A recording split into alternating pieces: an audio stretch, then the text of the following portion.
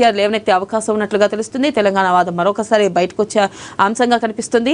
ఈ నేపథ్యంలోనే ఖచ్చితంగా ఇటు బీఆర్ఎస్ ని ఇరుకుని పెట్టడానికి కాంగ్రెస్ ప్రభుత్వం కూడా కేసీఆర్ ని అసెంబ్లీకి రావాలని అసెంబ్లీకి పిలిచే అవకాశాలు కూడా దాదాపుగా కనిపిస్తున్నాయి. ఒకవేళ గనక కేసీఆర్ అసెంబ్లీకి వస్తాడా రాడా, ఒకవేళ కనుక ఇప్పుడు కూడా 28వ తారీఖు సభ నిర్వహించాలనుకుంటున్నారు. ఒకవేళ 28 సభ తర్వాత మరి కేసీఆర్ క్షేత్రస్థాయిలో ప్రజాక్షేత్రంలోకి వచ్చి ప్రజల సమస్యలపై మాట్లాడతారా లేదా మరొకసారి ఫామ్ హౌస్కి వెళ్ళిపోతారా, ఈ విషయంలో కొంతమేర ఉత్కంఠ నెలకొంది. అలాగే చూసుకున్నట్టయితే రేవంత్ రెడ్డిని ఫుట్బాల్ ఆడుకుంటా సీఎం కాలు ఒకటి కాంగ్రెస్లో మరొకటి బీజేపీలో ఉంది. రేవంత్ రాహుల్ ఐరన్ లెగ్లు దమ్ముంటే పార్టీ మారిన ఎమ్మెల్యేలతో రాజీనామా చేయించి ఎన్నికలకు వెళ్లాలని మీడియాతో చిట్చాట్లో కేటీఆర్. ప్రధానంగా చూసుకున్నట్టయితే ఇటు కేటీఆర్ కూడా కొన్ని కీలక వ్యాఖ్యలు చేశారు. రేవంత్ రెడ్డిని ఖచ్చితంగా ఫుట్బాల్ ఆడుకుంటా అని చెప్పి ఆయన వ్యాఖ్యానించడం జరిగింది. అలాగే సీఎం కాలు ఒకటి కాంగ్రెస్లో ఉంటే మరొకటి బీజేపీలో ఉంది అంటూ కూడా ఆయన వ్యాఖ్యానించారు. ఖచ్చితంగా ఒకవేళ గనక పార్టీ మారిన ఎమ్మెల్యేలు ఎవరైతే ఉన్నారో వాళ్ళ చేత రాజీనామా చేయించి మరొకసారి పోటీ చేయాలి అంటూ కూడా ఈ మేరకు కేటీఆర్ వ్యాఖ్యానించారు. నిన్న మీడియా సమావేశంలో మీడియా చిట్చాట్లో భాగంగా కేటీఆర్ ఈ వ్యాఖ్యలు చేయడం జరిగింది. అలాగే మరొక అంశం చూసుకున్నట్టయితే పోస్టుతో పోస్టు గల్లంతు సోషల్ మీడియా పోస్టులతో విదేశాల్లో భారతీయులకు తిప్పలు ప్రభుత్వానికి మతాలకు వ్యతిరేకంగా ఉంటే వెనక్కి పంపుతున్న వైనం. అమెరికా యూకే గల్ఫ్ దేశాల కొరడా ఏడాది వెనక్కి పంపిన భారతీయుల సంఖ్య 3,000కు పైనే. ప్రధానంగా చూసుకున్నట్టయితే ఏదైతే సోషల్ మీడియాలో ప్రభుత్వానికి వ్యతిరేకంగా అలాగే మత విద్వేషాలను రెచ్చగొట్టే విధంగా గనక పోస్టులు పెడితే అమెరికా ప్రభుత్వం కొన్ని కీలక నిర్ణయం తీసుకుంది. పోస్టు పెడితే గనక భారతీయుల్ని వెనక్కి పంపిన వైనం నెలకొంది. అయితే ఇది కూడా చూసుకున్నట్టయితే దాదాపు 3,000 మందికి పైగా ఈ పోస్టుల కారణంగానే ఇటు వాళ్ళు చదువుకుంటున్నా జాబ్ చేస్తున్నా వెనక్కి పంపించేయడం జరిగింది. అలాగే నెక్స్ట్ కనుక చూసుకున్నట్టయితే ఉపాధిపై బుల్డోజర్ ఇది కోట్లాది మంది పేదల ప్రయోజనాలపై దాడి పథకాన్ని నీరుగార్చేందుకు 11 ఏళ్లుగా ప్రయత్నాలు. కేంద్రంపై సోనియా ఫైల్ ఉపాధి హామీ పథకం పేరు మార్పుపై కాంగ్రెస్ నిరసనలు. ప్రధానంగా చూసుకున్నట్టయితే ఉపాధి పథకం పేరు మార్చనున్నారు. మరి ఈ నేపథ్యంలో కూడా ఇటు కాంగ్రెస్ ప్రభుత్వం స్పందించడం జరిగింది.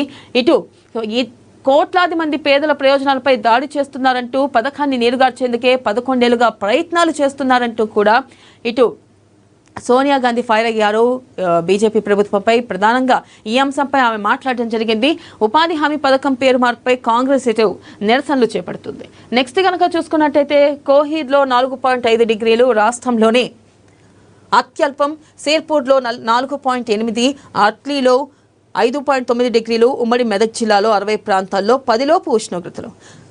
ఇక బీఆర్ఎస్ కాంగ్రెస్లకు రాజ్యాంగంపై గౌరవం లేదు. పరిషత్ ఎన్నికల్లో అన్ని స్థానాల్లో బీజేపీ పోటీ. పార్టీ ఫిరాయింపులపై స్పీకర్ తీరు అన్యాయం.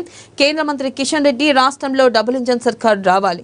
రామచంద్రరావు బీజేపీలో చేరిన సీనియర్ నటి ఆమని. ప్రధానంగా చూసుకున్నట్టయితే ఇటు బీఆర్ఎస్ కి కాంగ్రెస్లపై రాజ్యాంగంపై గౌరవం లేదు అంటూ కూడా కేంద్ర మంత్రి కిషన్ రెడ్డి వ్యాఖ్యానించడం జరిగింది. ఈ నేపథ్యంలో చూసుకున్నట్టయితే కనుక పరిషత్ ఎన్నికల్లో అన్ని స్థానాల్లో బీజేపీ పోటీ చేస్తుందని, పార్టీ ఫిరాయింపుల వారిపై కఠినంగా చర్యలు తీసుకోలేదంటూ స్పీకర్ తీరు అన్యాయంగా ఉందంటూ కూడా ఈ మేరకు కిషన్ రెడ్డి వ్యాఖ్యానించడం జరిగింది. అలాగే చూసుకున్నట్టయితే ఇటు రాష్ట్రంలో డబుల్ ఇంజన్ సర్కార్ రావాలి అంటూ కూడా రామచంద్రరావు వ్యాఖ్యానించడం జరిగింది.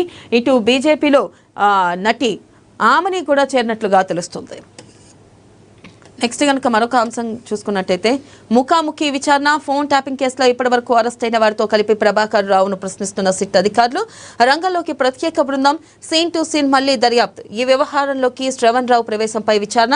2 మాజీ మంత్రుల పాత్రపైన ఫోకస్. ప్రధానంగా చూసుకున్నట్టయితే ఫోన్ ట్యాపింగ్ విషయంలో అరెస్ట్ అయిన వారితో కలిపి ప్రభాకర్ రావును ప్రశ్నిస్తున్నారు సిట్ అధికారులు. ఈ నేపథ్యంలో చూసుకున్నట్టయితే ఈ ప్రత్యేక బృందం దిగినట్లుగా తెలుస్తుంది. సీన్ టు సీన్ మరొకసారి దర్యాప్తు చేయనున్నట్లుగా కూడా తెలుస్తుంది. అయితే ఈ నేపథ్యంలో ఒకవేళ కనుక ఫోన్ ట్యాపింగ్ లో మరికొన్ని కీలకమైన అంశాలు బయటకు వచ్చే అవకాశం ఉందా? అయితే ఫోన్ ట్యాపింగ్ పై ప్రధానంగా కేటీఆర్ కూడా ఆరోపణలు ఎదుర్కొంటున్నారు. మరి ఆయన కూడా ఈ విచారణ ఎదుర్కొనే అవకాశం ఉందా అని కూడా కొంతమేర ఉత్కంఠ నెలకొంది. మరొక అంశం చూద్దాం. ఆధ్యాత్మికతే మనకు దిక్సూచి. మానవాళి సమస్యలకు భారత ఆధ్యాత్మిక వారసత్వంతో పరిష్కారాలు. యువత నైపుణ్యాలతోనే దేశ భవిష్యత్తు. బ్రహ్మకుమారిస్ కార్యక్రమంలో రాష్ట్రపతి. ప్రధానంగా చూసుకున్నట్టయితే ఏదైతే బ్రహ్మకుమారిస్ కార్యక్రమంలో భాగంగా రాష్ట్రపతి ద్రౌపది ముర్ము కొన్ని వ్యాఖ్యలు చేయడం జరిగింది. మానవాళి సమస్యలకు భారత ఆధ్యాత్మిక వారసత్వంతో పరిష్కారాలు జరుగుతాయని, యువత నైపుణ్యంతో ముందుకెళ్లాలంటూ కూడా ఆమె ఈ మేరకు వ్యాఖ్యలు చేశారు. అలాగే నెక్స్ట్ కనుక చూసుకున్నట్టయితే అక్రమాల పర్వం. శిక్షణ ఇవ్వకుండానే సర్టిఫికెట్లు, అకౌంట్ నెంబర్లు, ఫోటోలు కూడా నకిలీవే. 2015-22 మధ్య బీహార్, యూపీ సహా పలు రాష్ట్రాల్లో భారీ ఎత్తున అక్రమాలు. కౌశల్ వికాస్కు 14,450 కోట్ల నిధులు, 1.1 కోట్ల మందికి శిక్షణ ఇచ్చినట్లుగా రికార్డులు. ప్రధానంగా చూసుకున్నట్టయితే చదువుకున్న యువతపై నైపుణ్య శిక్షణ ఇవ్వడం ద్వారా స్వయం ఉపాధిలో వారు నిలదొక్కునేలా చేయాలన్న లక్ష్యంతో కేంద్ర ప్రభుత్వం తీసుకొచ్చిన ప్రధానమంత్రి కౌశల్ వికాస్ పథకంలో భారీ అక్రమాలు జరిగినట్లుగా తెలుస్తుంది. అయితే కౌశల్ వికాస్ పథకంలో భాగంగా ఇటు భారీ అక్రమాలు జరిగినట్టు దాదాపుగా కూడా చాలా మంది 14,450 కోట్ల నిధులు విడుదల చేశారని, ఆ నిధులు గల్లంతైనట్లుగా కూడా ఇటు ఆరోపిస్తున్నారు. అయితే ప్రధానంగా చూసుకున్నట్టయితే కనుక 1.1 కోట్ల మందికి శిక్షణ ఇచ్చినట్లుగా రికార్డులు ఉన్నాయి. కానీ ఎంతమంది శిక్షణ తీసుకున్నారో అనేది కూడా ప్రాపర్ రికార్డులు లేకపోవడం, ఇదంతా కూడా ఎక్కడా కూడా ఈ నిధులు అయితే విడుదలైనాయి కానీ వీటిలో అవకతవకలు జరిగినాయంటూ కూడా కొంతమేర తెలుస్తుంది. అయితే ప్రధానంగా చూసుకున్నట్టయితే ఇది పేపర్లోని ప్రధాన అంశాలు. మరొక కార్యక్రమంలో మళ్ళీ కలుసుకుందాం. Keep watching ANN.